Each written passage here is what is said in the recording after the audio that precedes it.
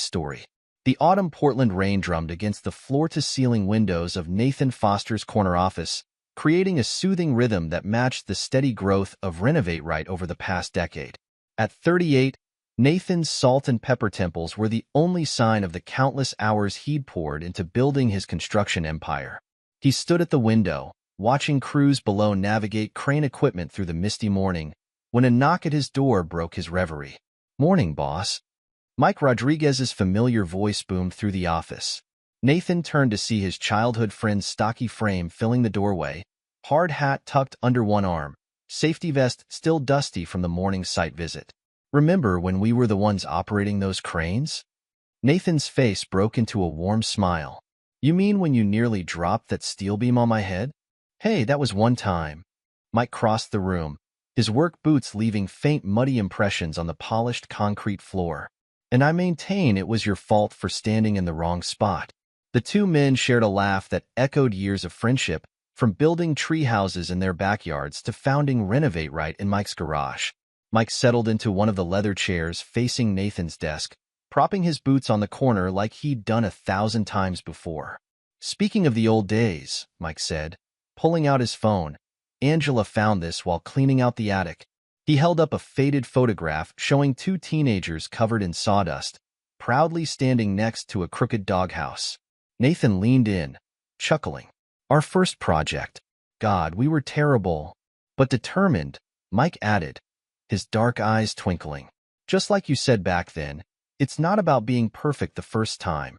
It's about getting better every time." The office door opened again, and Victoria Torrey Foster swept in, her marketing executive presence immediately commanding attention. Her designer heels clicked purposefully across the floor, and she carried her tablet like a shield, her perfectly manicured nails tapping against its surface. "There you are," she said, giving Nathan a quick peck on the cheek. "The Portland Business Journal wants to do a feature on Renovate Right's sustainable building initiatives. I've drafted some talking points." She paused, noticing Mike's boots on the desk. "Mike, darling, those shoes have seen better days." Mike quickly dropped his feet, shooting Nathan a knowing look. Even after 15 years of marriage, Tori's ability to simultaneously charm and command never ceased to amaze Nathan. "Sorry, Tori," Mike grinned, standing up. "Some of us still like to get our hands dirty, and we love you for it," Tori replied smoothly, setting her tablet on Nathan's desk. "But maybe keep the dirt outside?" "The cleaning service just went through yesterday." Nathan watched the interaction with amusement. Tori had been instrumental in transforming Renovate Right from a scrappy startup to a polished industry leader. Her marketing strategies had landed them contracts with major developers up and down the West Coast. Yet sometimes, like now, he caught a glimpse of tension between the company's humble beginnings and its glossy present. "The sustainable initiative angle is perfect," Nathan said, scrolling through Tori's presentation. "But let's make sure we highlight the crews too. They're the backbone of everything we do." "Of course, honey. I've already scheduled a photographer for next week. We'll get some shots of the teams in action." After they've been through safety training refreshers, naturally, the office door burst open again, this time revealing Bethany Foster, Nathan's younger sister. Her creative energy was palpable as she rushed in, arms full of material samples and design boards. "Nathan, you have to see these concepts for the Harrison project." She stopped short, realizing she was interrupting. "Oh, sorry. Didn't know you were in a meeting." "Not a meeting," Mike said, moving to help her with her load. "Just reminiscing about the good old days." Bethany's face lit up as she spread her materials across Nathan's desk, effectively taking over the space. At 32, she had already made a name for herself in interior design circles, her innovative approaches earning Renovate Right features in several architectural magazines. "The clients want sustainable luxury, so I'm thinking reclaimed wood features, but with a modern twist." Her fingers danced over the samples. "Look at this beetle kill pine. We can create an entire accent wall that tells a story of environmental responsibility while maintaining high-end appeal." Nathan watched as Tori's expression shifted from mild annoyance to professional interest. The sustainability angle would tie in perfectly with the business journal piece, she mused, picking up a sample of the iridescent blue-stained wood. "Exactly." Bethany beamed. And I've been working with that new supplier in Vancouver who specializes in rescued materials. Their prices are amazing for the quality. Nathan's chest swelled with pride as he observed his family working together. Bethany's creativity, Tori's business acumen, and Mike's practical experience had created a perfect balance that had driven Renovate's success. Speaking of amazing, Mike said, checking his phone, I should head back to the site. That steel delivery for the Peterson project is due in 20 minutes. Don't forget the council meeting tomorrow, Nathan called after him. 9 a.m. sharp. Mike waved acknowledgement as he left, nearly colliding with Russell Hammond, the CFO, who was approaching with an armful of folders. Sorry, Russ. Mike's voice echoed down the hallway as Russell steadied himself, adjusting his wire-rimmed glasses. No harm done, Russell replied, though his serious expression suggested otherwise. He hovered in the doorway, glancing at the women. Nathan, when you have a moment, there are some figures I'd like to review. We're done here, Tori announced, gathering her tablet. Bethany, walk with me? I want to discuss how we can incorporate your design concepts into the marketing campaign. The sisters-in-law departed, leaving Nathan alone with Russell. Something in the CFO's demeanor suggested this wasn't a routine review, but Nathan pushed the thought aside. Renovate Right was thriving, his family was healthy and happy, and he had his best friend by his side. What could possibly be wrong? As Russell settled into the chair Mike had vacated, Nathan noticed the CFO's usual methodical manner seemed more deliberate than usual. But before he could dwell on it, his phone buzzed with a text from Tori. Dinner at Ondina tonight? Celebrating the Harrison project? Nathan smiled and typed back a quick count me in. Life wasn't just perfect, it was getting better every day. The rain continued its steady pattern against the windows, masking the sound of Russell nervously shuffling papers and hiding the first hairline cracks in Nathan Foster's perfect world. The late afternoon rain had intensified, drumming against the windows of Nathan's office with an urgency that matched Russell Hammond's expression. The CFO's usually neat appearance was slightly disheveled. His tie loosened, shirt sleeves rolled up, and a fine sheen of sweat on his forehead despite the office's climate control. I've been over these numbers a dozen times, Russell said, spreading documents across Nathan's desk with trembling hands. These equipment invoices from the Lakewood project? They don't match our inventory counts. Not even close. Nathan leaned forward, frowning at the spreadsheets before him. His reading glasses sat forgotten on the edge of his desk as he squinted at the figures. Show me. Russell pulled out a red pen and began circling numbers. Here, look at this order for concrete mixers. According to our records, we purchased 4 units at $75,000 each. But when I cross-referenced with the warehouse inventory, he shuffled through more papers, pulling out a document with highlighted sections. Only 2 units were ever delivered. Could be a clerical error, Nathan suggested, but his stomach tightened as he recognized his signature at the bottom of the purchase orders. The signature looked perfect, too perfect. That's what I thought at first, Russell continued, his voice dropping to almost a whisper. But then I found these. He pulled out another stack of papers from his leather briefcase. Transfer authorizations to suppliers I've never heard of. All signed by you, all within the last 6 months. Nathan's hand reached for the papers, his fingers trembling slightly. Pacific Shell Holdings? Western Crown Suppliers? I've never heard of these companies, let alone authorized payments to them. The CFO's glasses caught the glare of the overhead lights as he nodded grimly. The transfers total just over $800,000. Small enough to fly under the radar individually, but together. He trailed off, letting the implication hang in the air. A knock at the door made both men jump. Bethany poked her head in, her usual cheerful expression falling as she read the tension in the room. Sorry to interrupt. The supplier meeting ran long, and I wanted to update you on the Harrison project materials. Not now, Beth, Nathan said, perhaps more sharply than he intended. His sister's face fell slightly, but she nodded and retreated, closing the door softly behind her. Russell waited until her footsteps faded before continuing. There's more. Project timelines for the Southwest development have been extended 3 times, each extension approved with your signature. But when I spoke to the site supervisor yesterday, he said they've been ahead of schedule for weeks. Thunder crashed outside, making the windows rattle. Nathan stood and began pacing, his reflection fragmenting across the rain-streaked glass. Who else has access to these accounts? Who could authorize these transfers? That's the thing, Russell said, adjusting his glasses nervously. Besides you, only Mike has that level of clearance. And he's been, well, Nathan's phone buzzed, cutting through the tension. Mike's name flashed on the screen, accompanied by a text message. Sorry, man. Got that flu again. Doctor's appointment tomorrow. Cover for me at the council meeting? Third time this month, Nathan muttered, showing the message to Russell. The CFO's expression darkened. Nathan, Russell began carefully, have you noticed anything unusual about Mike lately? Beyond the sick days? Before Nathan could respond, his office phone rang. The caller ID showed Angela Rodriguez, Mike's wife. Nathan's hand hovered over the receiver for a moment before picking it up. Angela, he answered, trying to keep his voice steady. The sound of hysterical sobbing filled the line. Nathan. Oh God, Nathan. Angela's words came in broken gasps. It's Mike. There's been an accident. The lake house, he fell. The phone nearly slipped from Nathan's grasp. Russell watched, alarmed, as all color drained from his boss's face. What do you mean, fell? Nathan's voice was barely a whisper. Angela, what happened? The deck. He was checking the railing.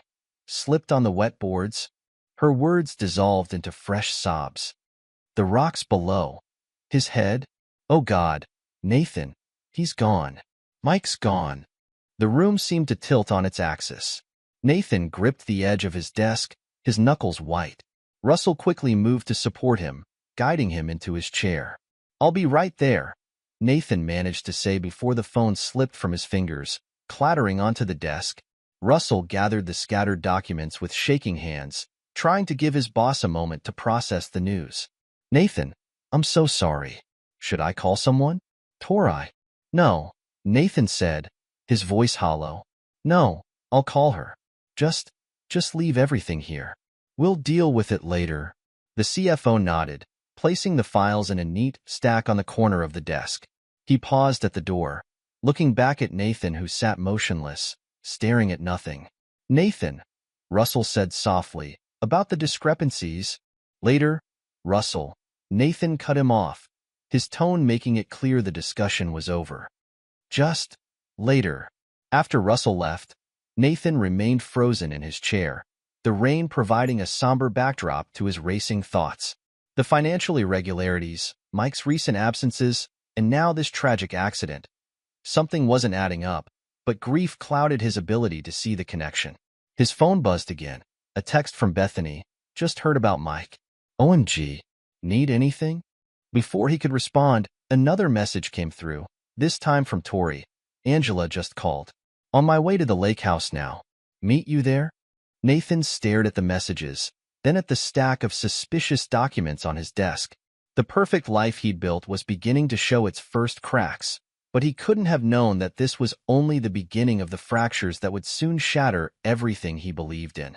The memorial chapel at Riverview Cemetery was filled with the scent of lilies and the soft murmur of mourners.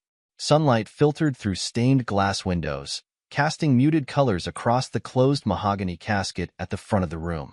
Nathan stood in the receiving line, mechanically accepting condolences from a seemingly endless stream of contractors, clients, and colleagues.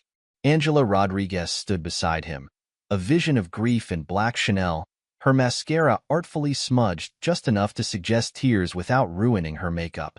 She kept one hand pressed against the pearls at her throat, the other clutching a monogrammed handkerchief that had remained mysteriously dry throughout the service. Mike would have wanted it this way.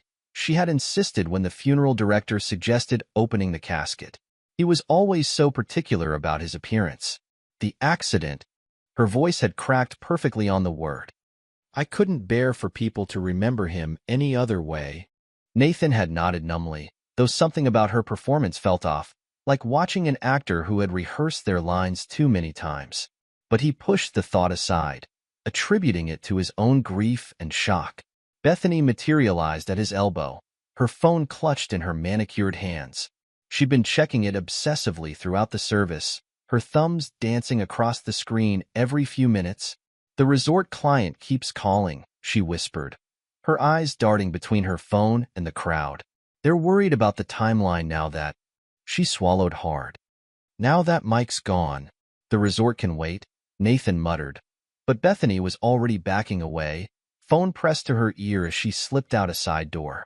He watched her go, noting how she barely glanced at the casket as she passed it. The receiving line continued to inch forward. Russell Hammond approached, his typically precise appearance somewhat rumpled, as if he'd spent the night at his desk. Which, Nathan realized, he probably had. The CFO opened his mouth as if to speak about something important, then seemed to think better of it. "My deepest condolences," Russell said instead, his hand lingering on Nathan's shoulder a moment longer than necessary. His eyes conveyed an unspoken message. "We still need to talk about those documents." Nathan nodded slightly, acknowledging both the spoken and unspoken communications. As Russell moved away, Nathan noticed Tori approaching Angela, their interaction drawing his full attention. His wife moved with practiced grace, her black dress both fashionable and appropriately somber. She pulled Angela into an embrace that lasted several beats too long. Their bodies curved together like conspirators sharing secrets. Nathan watched as Tori's lips moved near Angela's ear, whispering something that made both women exchange a look he couldn't quite interpret. "Such a tragedy," murmured a voice beside him, belonging to Claire from Human Resources. "And the insurance company approved the claim so quickly. $2 million. It's almost unheard of." Nathan's head snapped around. "What?" But Claire had already moved on, swept along by the tide of mourners. He turned back to watch Tori and Angela, who had separated but remained connected by their shared glances, like actors in a play only they knew the lines to. The funeral director approached, gesturing discreetly that it was time to begin the service. Nathan took his place in the front pew, uncomfortably aware of the empty space where Mike should have been sitting, cracking inappropriate jokes and nudging him with an elbow. Pastor Roberts stepped up to the podium, his voice carrying the practiced solemnity of someone who spoke at funerals for a living. "We are gathered here today to celebrate the life of Michael Rodriguez, a beloved husband, friend, and pillar of our community."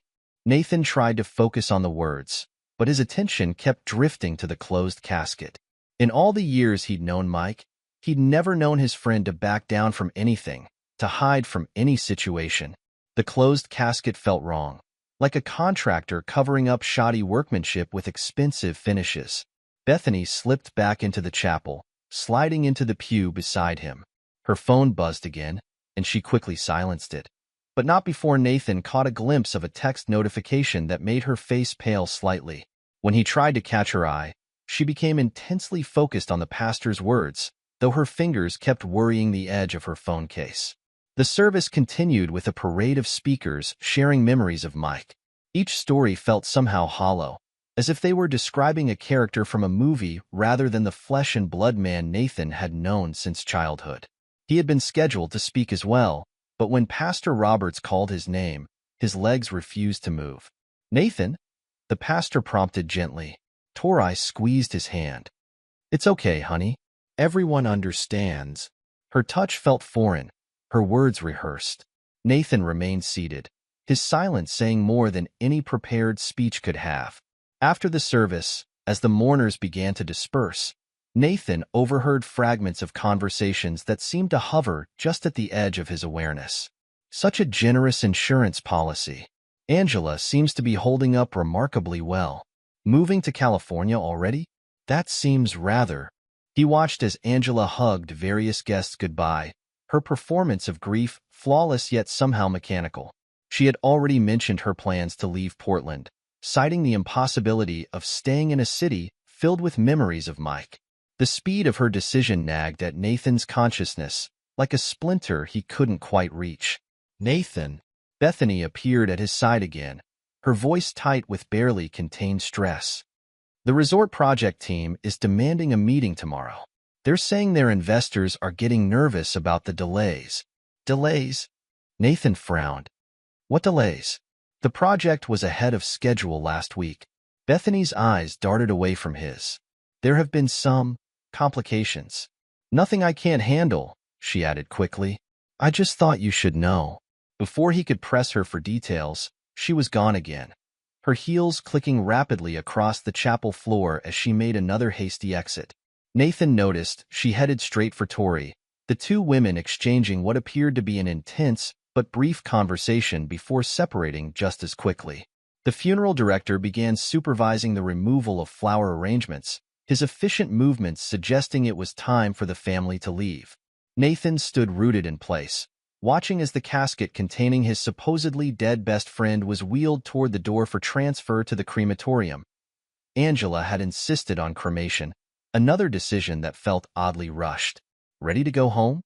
Tori's voice startled him. She stood close, but somehow felt miles away. I think we could both use a drink. Nathan nodded numbly, allowing her to guide him toward the exit. As they passed the casket, he noticed something that made him pause. A faint scent that didn't belong among the lilies and roses.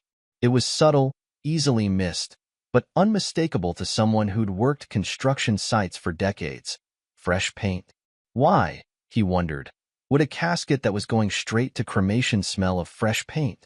But before he could dwell on this detail, Tori was steering him through the chapel doors and into the parking lot, where their Tesla waited like a sleek, black sentinel. The Portland rain had returned, a fine mist that seemed to blur the edges of reality itself. I'll drive, Tori said, plucking the keys from his unresisting fingers. You've been through enough today. As they pulled away from Riverview Cemetery, Nathan caught a final glimpse of Angela in his side mirror. She stood under a black umbrella, watching their departure with an expression that, for just a moment, looked less like grief and more like satisfaction. The rain increased, obscuring the mirror's reflection, and with it, the last glimpse of the funeral that wasn't quite what it seemed. Nathan closed his eyes, suddenly exhausted. In his mind, he could still see Russell's stack of suspicious documents, hear Bethany's evasive answers about the resort project, feel the wrongness of Angela's too-perfect grief. But those were thoughts for another day. Right now, he was simply a man who had lost his best friend. Or at least, that's what everyone needed him to believe. 6 months had carved deep lines around Nathan Foster's eyes.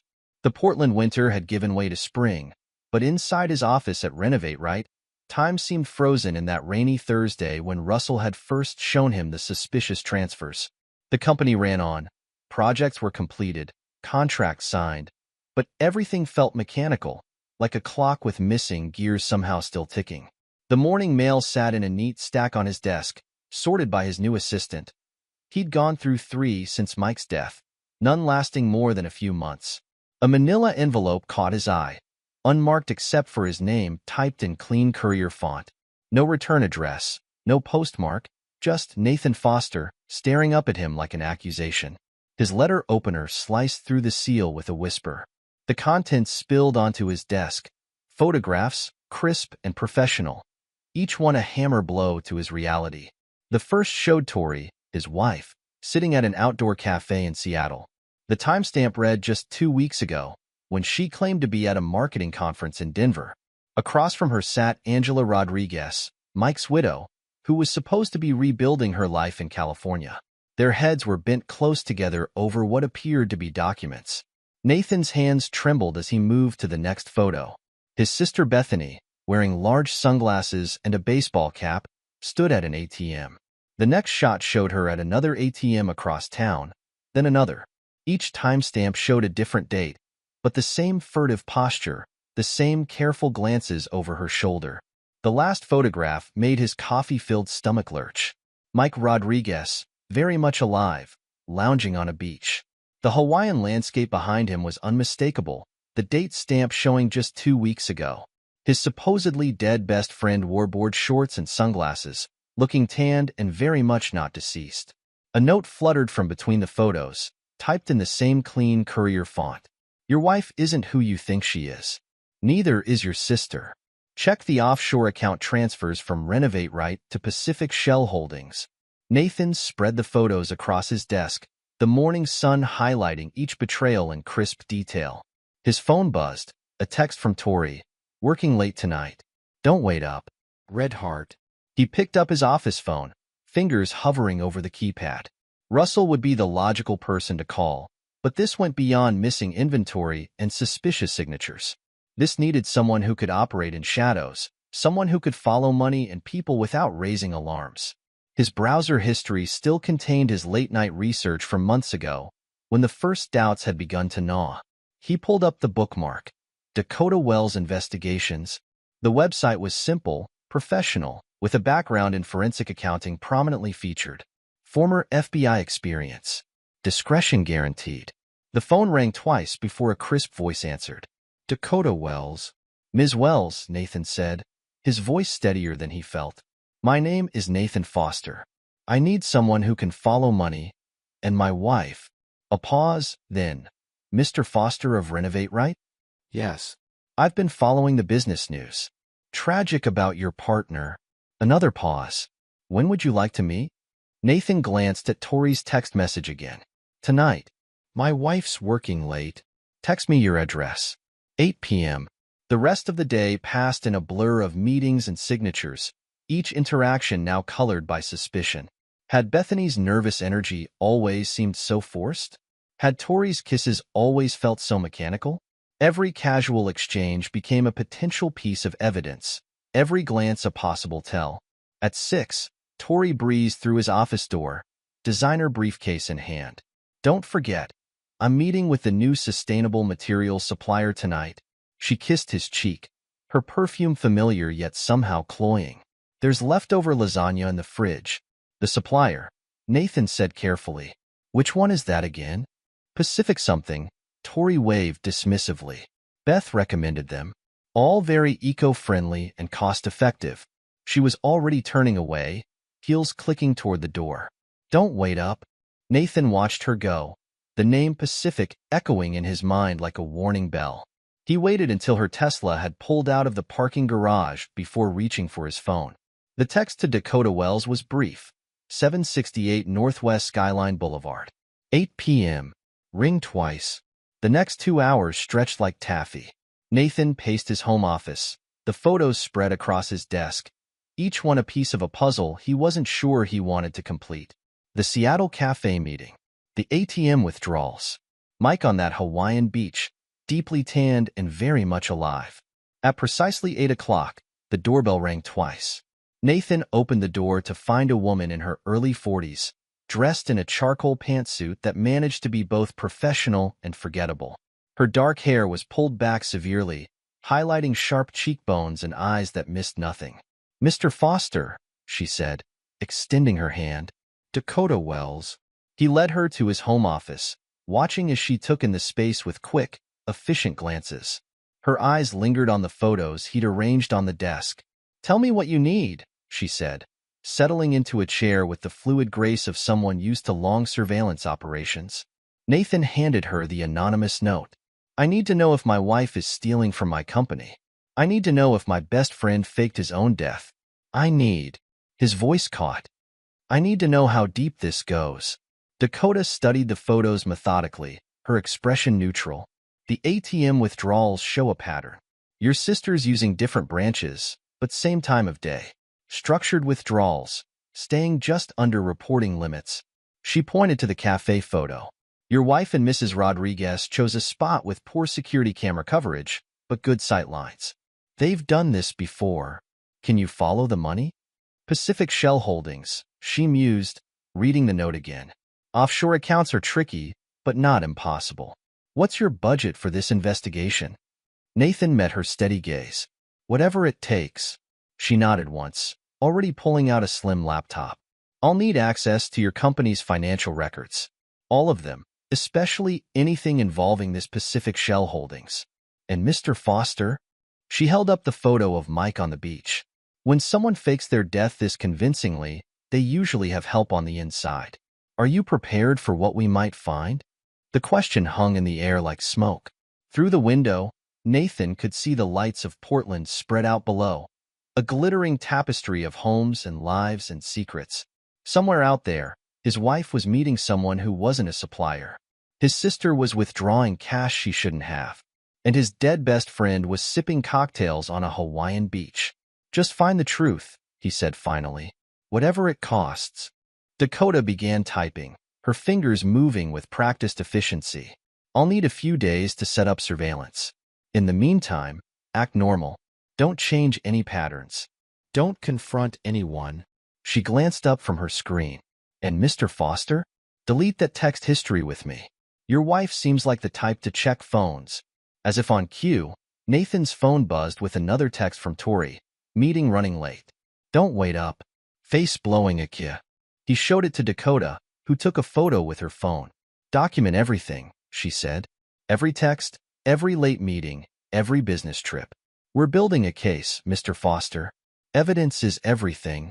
After she left, Nathan stood at his office window, watching her nondescript sedan disappear into the night.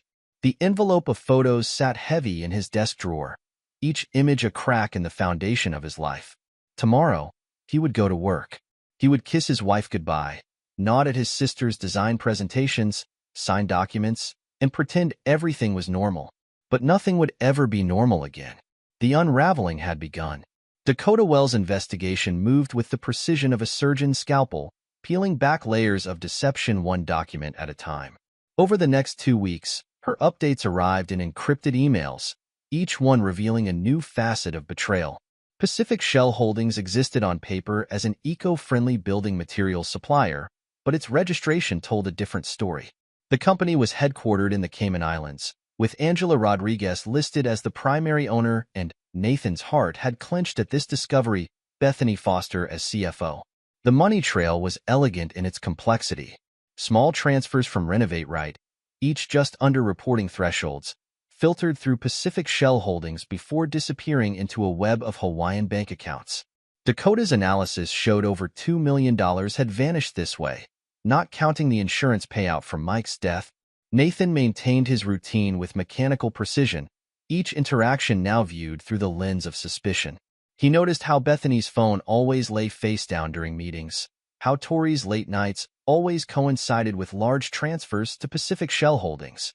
The evidence built slowly, methodically, until the weight of it threatened to suffocate him. Then, on a rain-soaked Tuesday evening, everything accelerated. Nathan sat in his home office, reviewing Dakota's latest report, when he heard the front door open. Tori's heels clicked on the hardwood floors, her gait uneven. She'd been drinking. He quickly closed the laptop, but not before catching a glimpse of the latest surveillance photo. Tori boarding a ferry to Bainbridge Island, meeting with a man whose profile looked remarkably like Mike's. Nathan? Tori's voice carried up the stairs, slightly slurred. Why are all the lights off? He remained silent, listening to her progress through the house. Her footsteps paused in the kitchen. The clink of glass suggested she was pouring another drink. Then the stairs, each step deliberate, until she appeared in his office doorway. She leaned against the frame, wine glass in hand, her usual perfect appearance slightly disheveled. Working late again? The words carried an edge of mockery. Always so dedicated. Someone has to mind the business. Nathan replied evenly, careful to keep Dakota's reports out of sight. How was your meeting? Boring. Suppliers, contracts, the usual. Tori waved her free hand dismissively, wine sloshing dangerously close to the rim of her glass. But you'd know all about that, wouldn't you? All those boring meetings, all those signatures. Something in her tone made Nathan's spine stiffen. He studied his wife's face, noting the slight curl of contempt in her lip, the challenge in her eyes. She knew something. Actually, he said carefully, I've been reviewing some interesting documents. Would you like to see them? Tori's laugh held no humor. Oh, Nathan.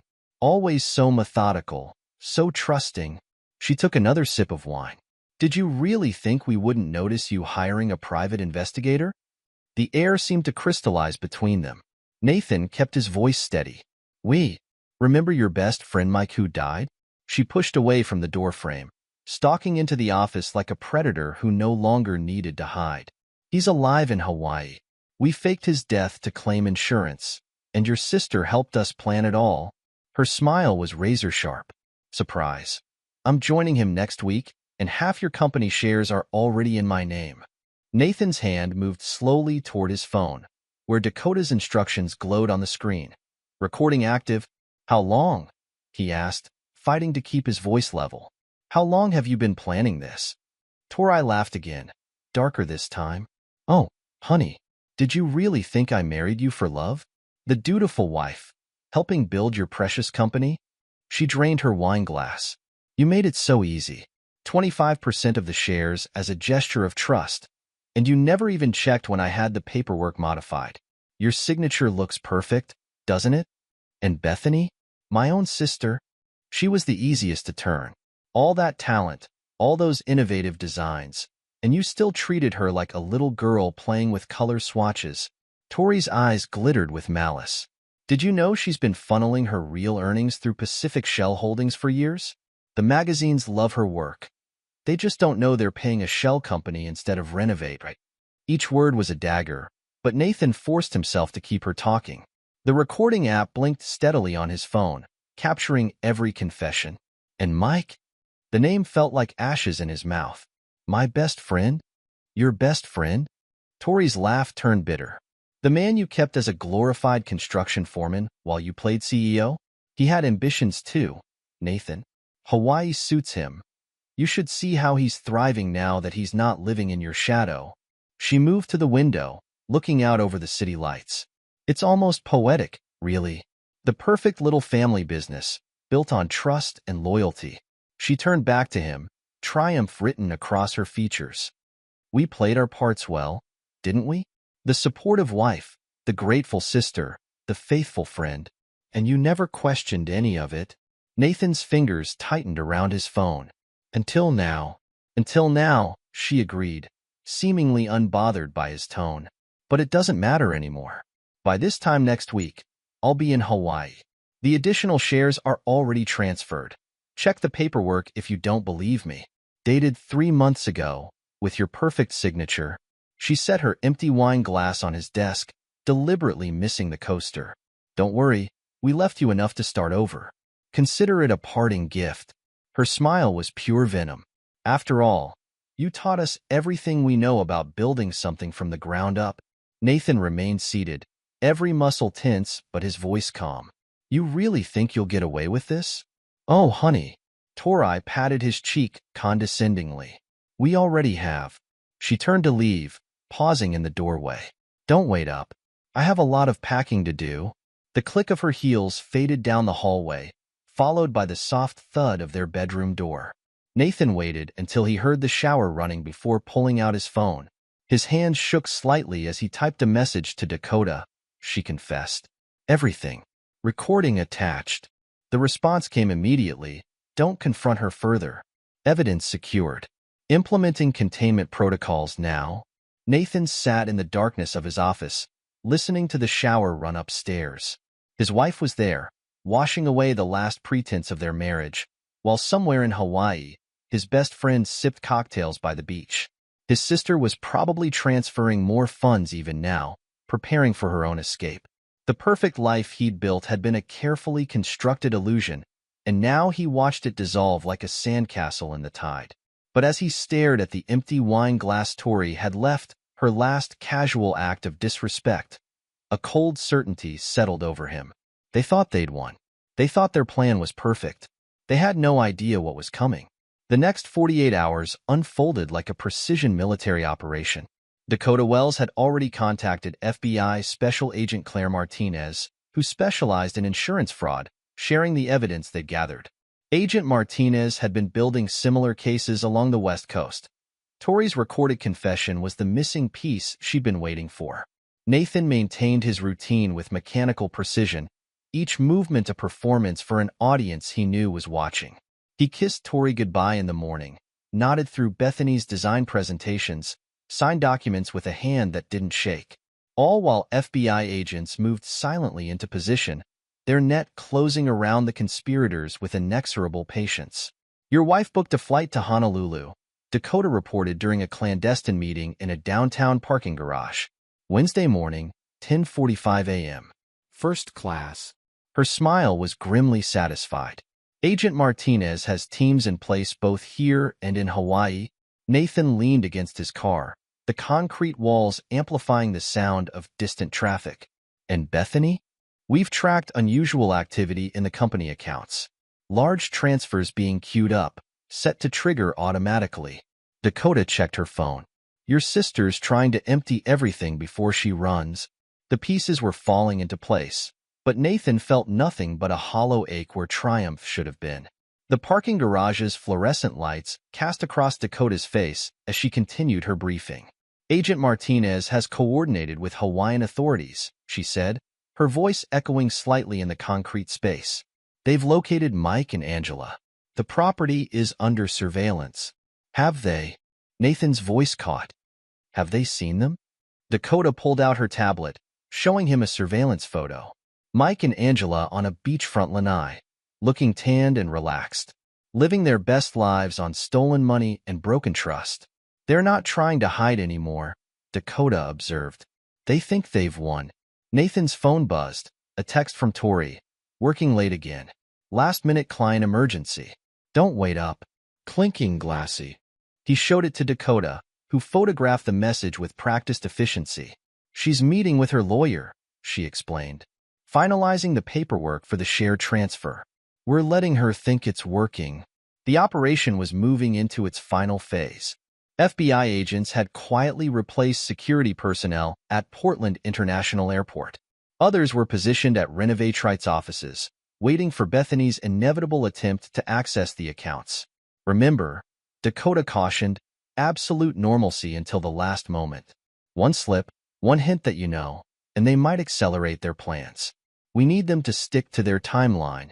Nathan nodded, his mind racing through the countless small deceptions that had led to this moment. What about Russell? He was the first to notice something was wrong. Agent Martinez has briefed him.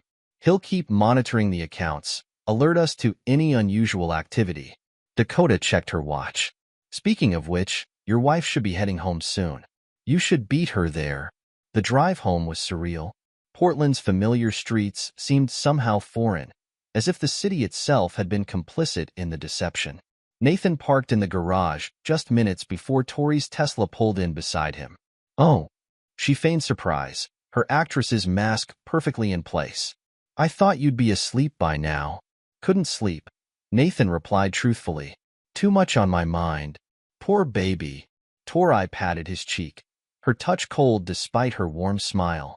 Everything will look better after a good night's rest. If she noticed how he tensed at her touch, she didn't show it. They went through their evening routine like actors in a play, each movement choreographed to maintain the illusion of normalcy.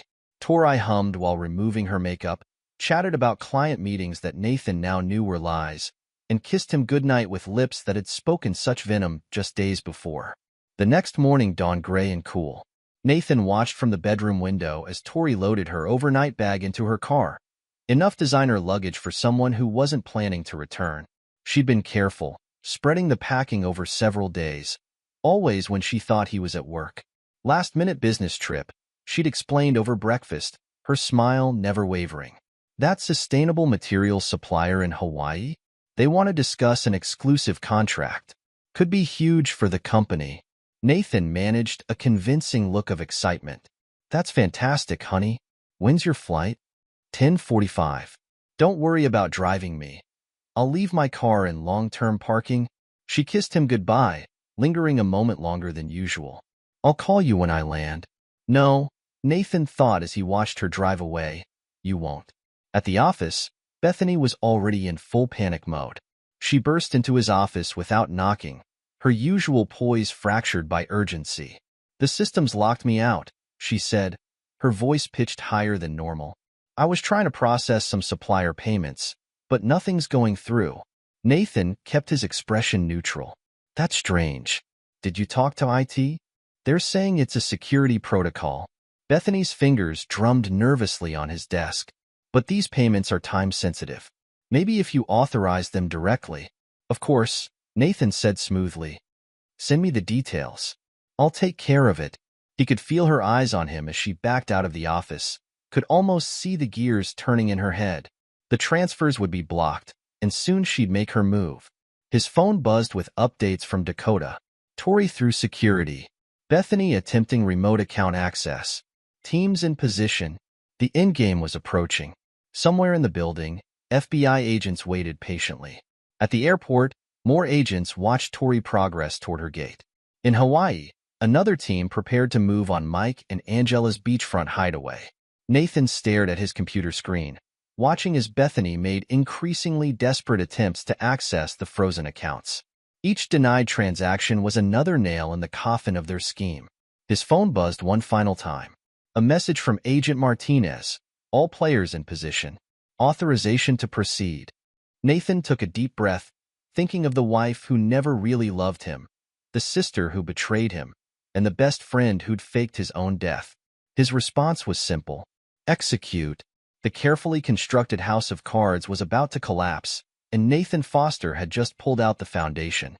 The Portland Federal Courthouse loomed against the gray October sky, its limestone facade a stark backdrop for the media circus that had assembled on its steps. Television vans lined the street, their satellite dishes reaching toward the clouded heavens like mechanical sunflowers, while reporters in rain-spattered suits clutched microphones and rehearsed their opening lines. Assistant District Attorney James Patterson stood at his office window, watching the scene unfold 6 stories below. His salt and pepper hair was freshly trimmed, his navy suit pressed to military precision. 20 years of prosecuting white-collar crime had taught him the importance of appearance, especially on days like this. "They're ready for you in the conference room," his assistant announced from the doorway. Agent Martinez and Ms. Wells just arrived. Patterson gathered his files. Weeks of testimony distilled into carefully organized evidence. The weight of the case files felt reassuring in his hands as he made his way down the courthouse's marble hallway. FBI Special Agent Claire Martinez was already reviewing documents when he entered. Her dark hair pulled back severely, fingers dancing across her tablet as she cross-referenced data points. Dakota Wells sat beside her, the private investigator's usually severe expression softened by quiet confidence. "Good morning, ladies," Patterson said, setting his files on the polished conference table. "Final review before closing arguments?" "The jury's seen everything," Agent Martinez replied, looking up from her tablet. "Forged signatures, fake death certificates, shell company registrations. The evidence chain is airtight." Dakota nodded in agreement. "The financial forensics tell the story perfectly. Every transfer, every fake invoice, every structured withdrawal. It all leads back to them." The them in question sat in holding cells 2 floors below. Victoria Foster, Bethany Foster, Mike Rodriguez, and Angela Rodriguez. For conspirators whose perfectly planned scheme had unraveled like a cheap sweater, leaving nothing but threads of evidence for Patterson's team to follow. "The defense is pushing hard on the manipulation angle," Patterson mused, spreading out his notes. "Tori's lawyer is still trying to paint her as Mike's unwitting pawn." Agent Martinez's laugh held no humor. "With that recorded confession? Surprise. I'm joining him next week, and half your company shares are already in my name." "That's not exactly the words of an innocent dupe." "The jury's not buying it," Dakota added. "I've been watching their faces. When we played that recording, even Juror 4 woke up." Patterson allowed himself a small smile. Juror 4, a retired accountant, had indeed perked up at the financial evidence. His pencil had moved furiously across his notepad during Dakota's testimony about the money trails, and his eyes had narrowed to laser focus when Agent Martinez detailed the insurance fraud scheme. A knock at the door preceded the entrance of Nathan Foster. The businessman's face showed the strain of the past months, but his spine was straight, his eyes clear. The media had been calling him Portland's betrayed businessman, but he carried himself with quiet dignity. "Mr. Foster," Patterson gestured to an empty chair. "Thank you for coming in early. I wanted to review a few points before my closing argument." Nathan sat, his movements measured. "The defense tried to contact me again last night. Tori's lawyer suggested a deal." "Let me guess," Agent Martinez leaned forward. "She'll return the stolen shares in exchange for a reduced sentence?" "And drop the accusations against Bethany," Nathan added quietly. "She's still trying to protect my sister, even now." Patterson shook his head. "Too late for deals. The evidence is overwhelming. Corporate theft, insurance fraud, conspiracy, money laundering. The paper trail alone would bury them, but with your recorded confession..." He trailed off as his phone buzzed. "They're ready for us." The main courtroom was already packed when they entered through the side door. Journalists filled the back rows, their pens poised over notepads. The jury filed in, their faces showing the weight of their responsibility. And then the defendants. Tori first, designer suit unable to hide her tension. Bethany following, her usual confidence replaced by nervous energy. Mike and Angela Rodriguez last, their Hawaiian tans faded after months in custody. Patterson approached the podium, his notes arranged precisely. He looked at the jury, 12 citizens who had sat through weeks of testimony, financial records, and recorded conversations. Ladies and gentlemen of the jury, he began, his voice carrying to every corner of the hushed courtroom. This case is about trust. Trust between husband and wife. Trust between siblings. Trust between business partners and friends. And most importantly, trust that our legal and financial systems will not be corrupted by greed and deception. He lifted the first piece of evidence, a photograph of Mike Rodriguez on that Hawaiian beach, very much alive weeks after his supposed death. The evidence has shown, beyond any reasonable doubt, that these 4 individuals engaged in a complex conspiracy. They faked a death to collect insurance money. They created shell companies to steal from Renovate Right. They forged documents, laundered money, and betrayed every principle of trust and honesty that business relationships and family relationships are built upon. Patterson moved with measured steps before the jury box, making eye contact with each member. You've seen the fake death certificate, created with the help of a corrupt county clerk who has already pleaded guilty. You've seen the shell company registrations, linking Pacific Shell Holdings to Angela Rodriguez and Bethany Foster. You've heard Victoria Foster's own recorded confession, boasting about their scheme. He paused, letting the silence build. The defense would have you believe that this was all Mike Rodriguez's plan, that the others were merely pawns in his game. But the evidence tells a different story. Bank records show Bethany Foster making structured withdrawals months before Mike's death. Victoria Foster began transferring company shares long before the insurance fraud. This was no simple scheme. It was a carefully orchestrated betrayal, planned and executed by all 4 defendants. In the gallery, Nathan sat perfectly still, his face a mask of composure. Dakota Wells sat beside him, her presence a silent support. The closing argument continued for another hour, Patterson methodically rebuilding the case from ground up. Financial records projected on screens. Timeline graphics showing the conspiracy's progression. Audio recordings that left no room for doubt. When he finished, the defense attorneys made their final attempts. Tori's lawyer spoke of manipulation and coercion. Bethany's attorney painted a picture of a sister led astray. Mike and Angela's counsel tried to shift blame, point fingers, create doubt. But the jury's faces told the story. They had seen the evidence. They had heard the recordings. They had followed the money. It took them less than 6 hours to reach their verdict. In the matter of State versus Victoria Foster, on the charge of conspiracy to commit insurance fraud, how do you find? The jury foreman stood, paper steady in his hands. Guilty. On the charge of corporate theft? Guilty. The verdicts continued, a steady drumbeat of justice. Guilty. Guilty. Guilty. For defendants, multiple charges each, uniform verdicts. Nathan sat through it all, his expression unchanged. Only Dakota noticed his hands trembling slightly when Bethany's verdict was read. Outside, the media exploded with questions, cameras flashing like lightning in the gray Portland afternoon. Patterson handled the press conference with practiced ease, but his words were measured, respectful of the human cost behind the legal victory. Justice was served today, he concluded. But let's remember that behind these criminal acts were broken relationships and betrayed trust. The legal system can punish the guilty, but it cannot heal those wounds. As the courthouse slowly emptied, Nathan stood at the same window where Patterson had started his day. Below, officers led the defendants to transport vehicles. Tori looked up at the last moment, her eyes finding his through the glass.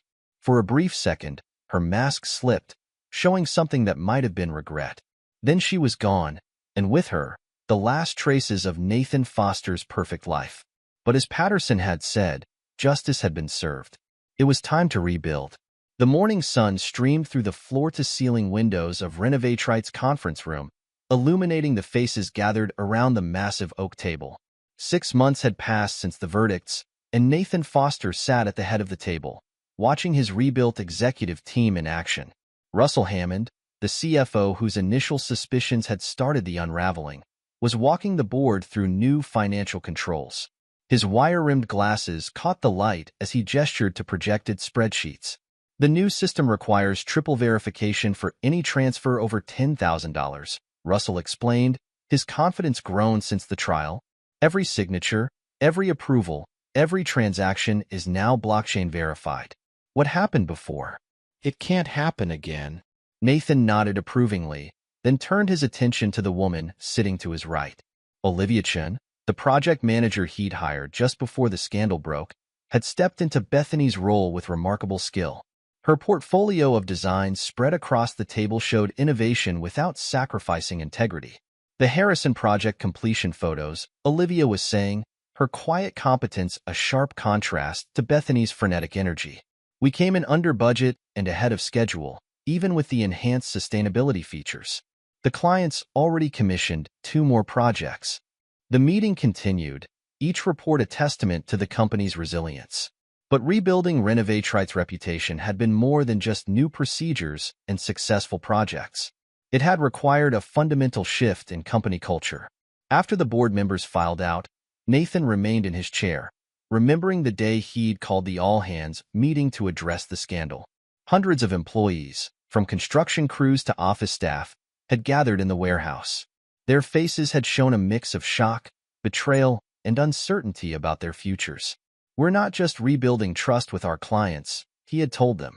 We're rebuilding trust with each other. Every one of you has a stake in this company's future. Every one of you has my trust and my gratitude for standing with us through this storm. He backed those words with actions.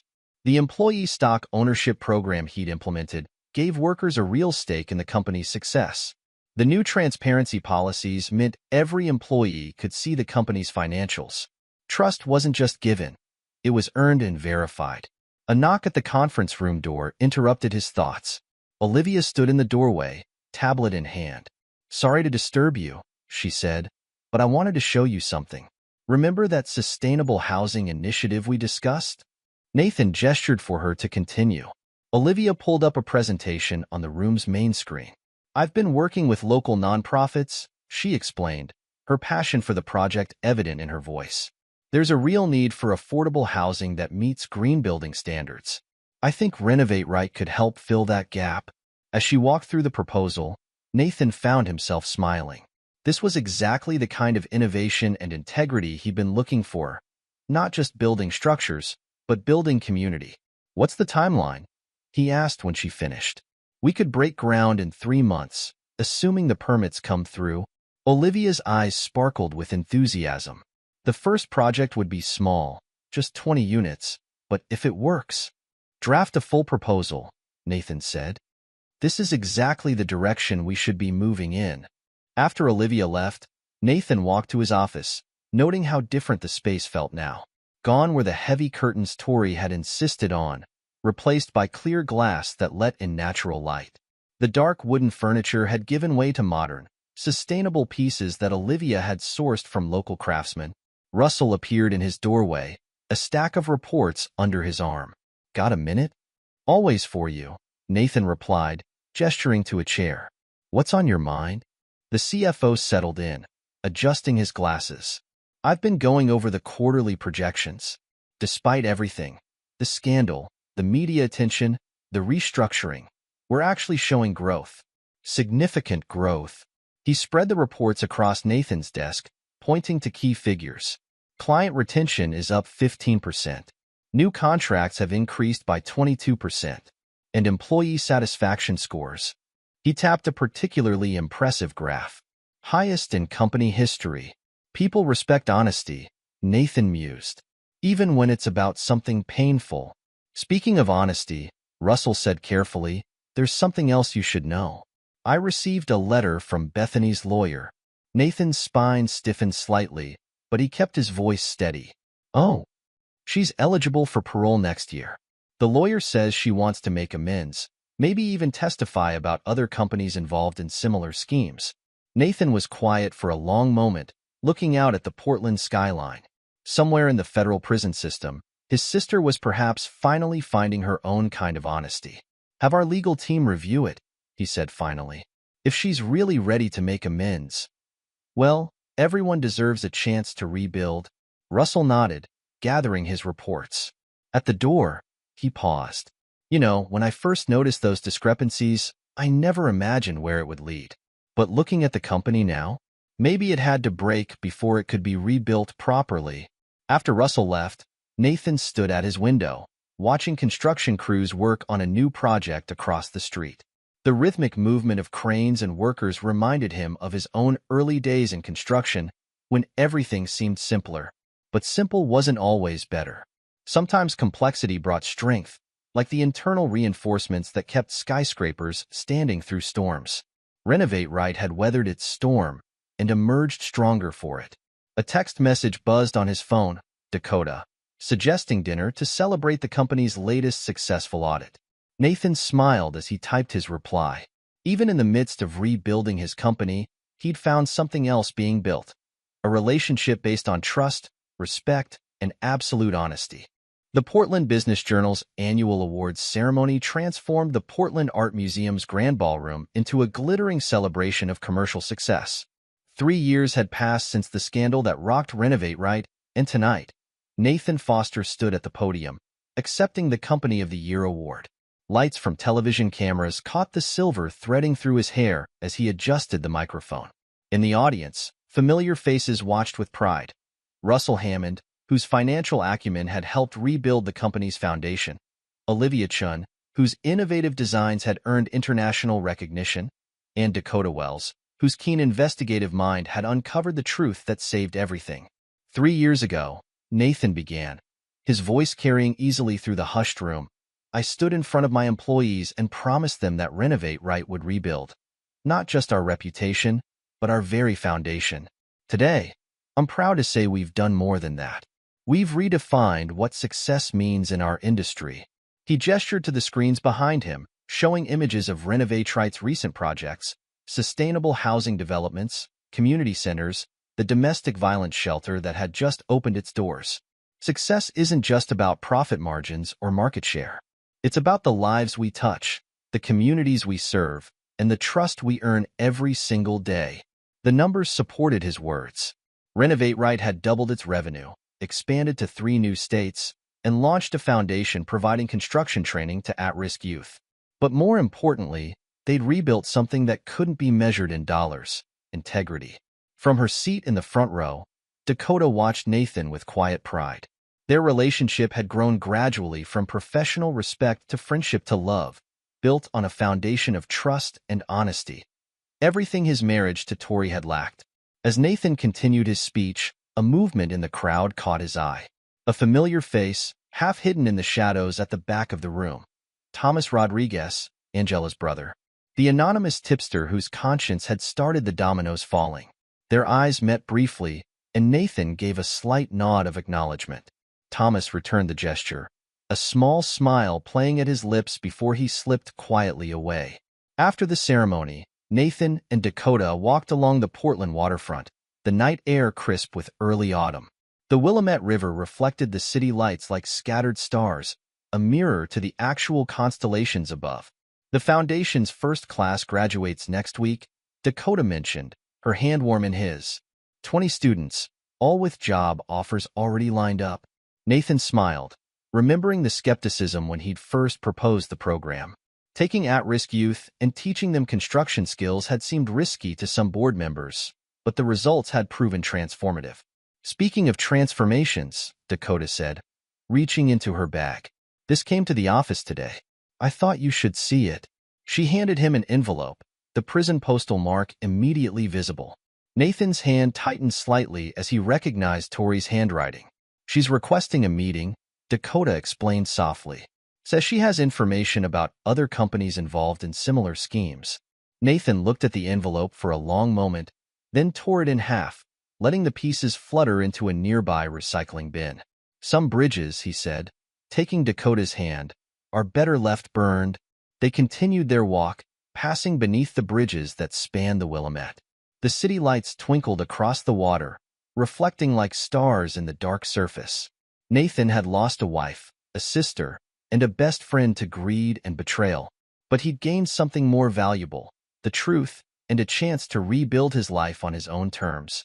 The next morning, Nathan arrived early at the office, watching from his window as crews began work on Renovatrite's latest project, a domestic violence shelter they were building pro bono.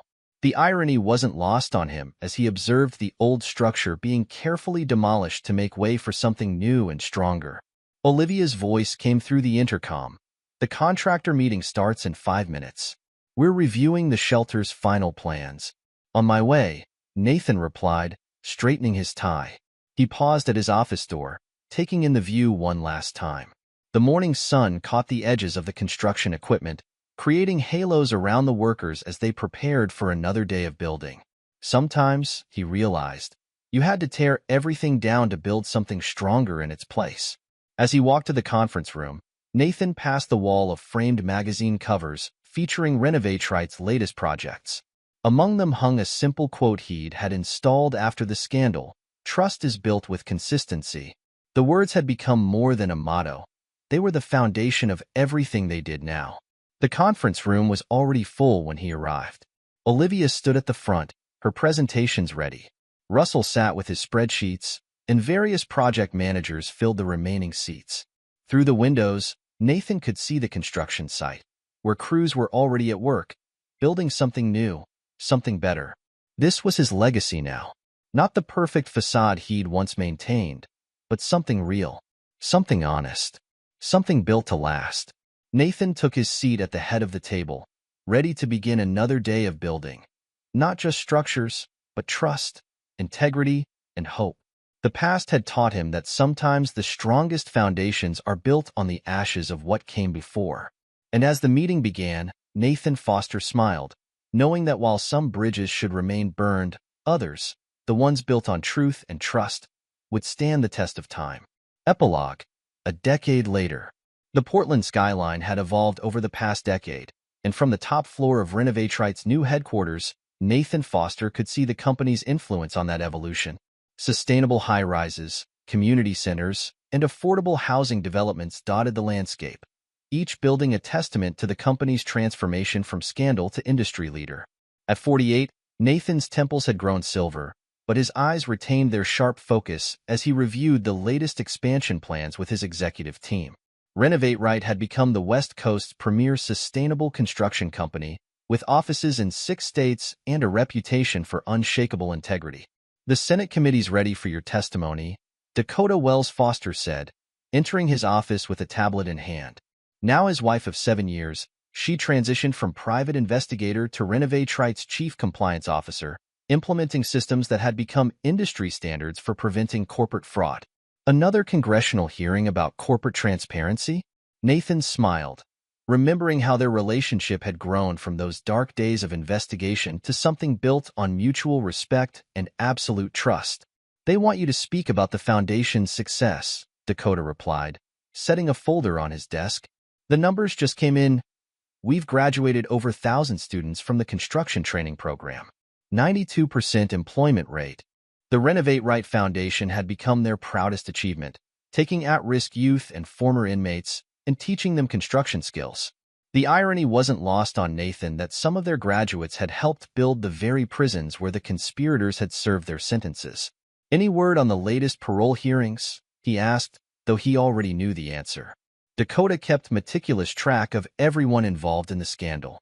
"Tori's 5th parole request was denied last month," Dakota reported, her tone professional despite the personal nature of the information. The board cited her continued refusal to accept full responsibility. She's still claiming Mike manipulated her, even after all these years. Victoria Foster's fall from grace had become a cautionary tale in business ethics courses. After 8 years in federal prison, she'd lost not just her freedom, but her reputation, her marketing career, and any chance of working in corporate America again. Her last known position was teaching basic computer skills at a women's shelter in Arizona, a far cry from her former lifestyle. And Mike? Nathan's voice held no bitterness now, just curiosity about the man who'd once been his best friend. released last year. Working construction in Texas under his parole conditions, Dakota pulled up a file on her tablet. Angela divorced him while they were both still in prison. She's in Florida now, selling timeshares under her maiden name. The Rodriguez marriage hadn't survived incarceration. Mike had served 9 years for his role in the insurance fraud scheme, while Angela had gotten 7. Their dream of a Hawaiian paradise had dissolved into separate lives in different states, both under strict financial monitoring. Bethany's doing better, Dakota continued, her voice softening slightly. She knew Nathan still felt the weight of his sister's betrayal, even though time had dulled the pain. Her prison architecture firm is gaining recognition. 3 state contracts this year. After serving 5 years, Bethany Foster had found an unexpected path to redemption. Her experience as both an interior designer and an inmate had given her unique insights into humane prison design. She'd started a small firm specializing in rehabilitation-focused correctional facilities, working closely with prison reform advocates. Russell's retirement party is next week, Nathan said, changing the subject to happier matters. 30 years with the company. He deserves a good send-off. Russell Hammond had become more than just a CFO after the scandal. His early detection of the fraud and unwavering integrity during the crisis had earned him a reputation as a corporate hero. He'd spent the past decade mentoring a new generation of financial officers, teaching them that numbers could tell stories of both corruption and redemption.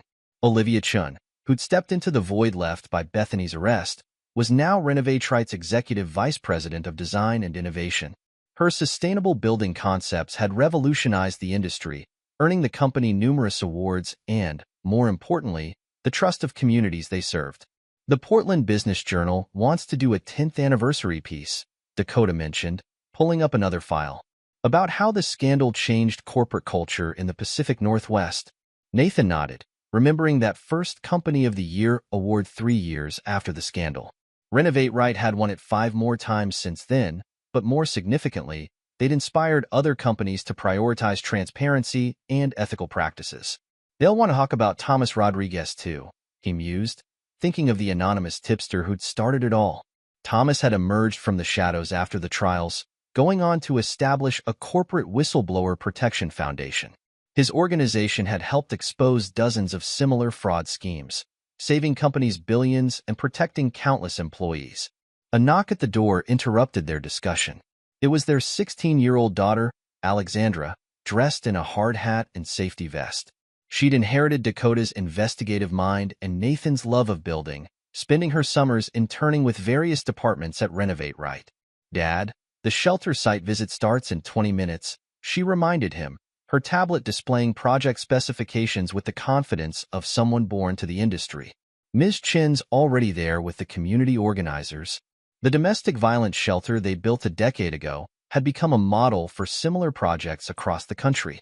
Renovatrite now had a dedicated division for community support structures, transforming lives by creating safe spaces for those escaping toxic relationships.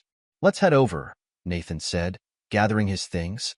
As they rode the elevator down, he caught sight of their reflection in the polished doors, father, mother, and daughter, each wearing the Renovatrite logo that now stood for something far more meaningful than just construction. Outside, the late autumn sun caught the solar panels that crowned their headquarters, another innovation that had sprung from the company's rebirth. Electric company vehicles lined the parking area, including the maintenance truck Alexandra was learning to drive as part of her internship training. "Sometimes," Dakota said softly as they walked to their car, "I think about that night you hired me to investigate Tori. Did you ever imagine it would lead to all this?" Nathan looked at their daughter checking construction specifications on her tablet, at the sustainable buildings rising against the Portland sky, at the employees heading out to transform more lives through their work. The pain of betrayal had long since faded, replaced by the quiet satisfaction of building something truly meaningful. "You can't build something strong without a solid foundation," he replied, using one of the phrases that had become part of Renovatrite's corporate culture. "Sometimes that means tearing down what's broken to build something better." They drove through streets where Renovatrite's influence was visible in every direction, not just in the buildings they'd constructed, but in the lives they'd changed. Former foundation graduates worked on construction sites, wearing their certifications with pride. Community centers hosted job training programs. Sustainable housing developments provided homes for families who'd once thought ownership impossible. The scandal that had nearly destroyed Renovate Right had instead forged something stronger, like steel tempered by fire. The conspirators had sought personal gain through deception, but their actions had ultimately created a legacy of truth, transformation, and hope. As they pulled up to the shelter construction site, Alexandra was already pointing out innovative features to a group of community representatives. Dakota squeezed Nathan's hand, a gesture that contained a decade of shared understanding. They had built more than a company or a family. They had built a future based on the belief that even from betrayal, something beautiful could grow. The autumn wind carried the sound of construction, not just of buildings, but of better lives, second chances, and lasting change. And in that sound, Nathan Foster heard the truth he'd learned through all the years of breakdown and rebuilding. Sometimes the strongest structures rise from the ashes of what came before, built on foundations of honesty, reinforced with integrity, and designed to lift others up along the way. The sun emerged from behind Portland's ever-present clouds. Tomorrow would bring new challenges, new opportunities to build and rebuild. But for now, Nathan stood with his family, watching the future take shape, one honest day's work at a time. In the end, that was all he'd ever wanted. Not a perfect life, but a true one. Not an empire built on deception, but a legacy built on trust. The betrayal that had shattered his world had ultimately led him to build something far more valuable than what he'd lost. And that, perhaps, was the greatest renovation of all. This is where our story comes to an end. Share your thoughts in the comments section. Thanks for your time. If you enjoy this story, please subscribe to this channel. Click on the video you see on the screen, and I will see you there.